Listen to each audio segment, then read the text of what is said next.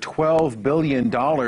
That's the amount farmers will receive from the U.S. government now to help ease the pain of the administration's new trade policies. Color 10's Bria Douglas spoke to a local soybean farmer for us today about whether this money will actually help. Bria. David, I talked to Keith Baxter in Rogersville, and he tells me the bailout is a short-term solution to a potential long-term issue. Soybeans and China are the biggest players in the latest conversation related to tariffs. China placed retaliatory tariffs on soybeans from the United States.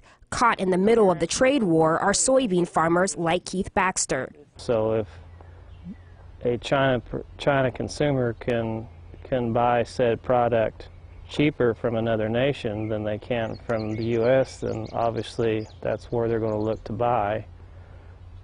That in turn brings the demand for what I'm producing here down. Baxter isn't experiencing the effects from tariffs because he isn't currently selling any of his crops. He says that will change in the fall once he does, if a fair trade agreement isn't reached.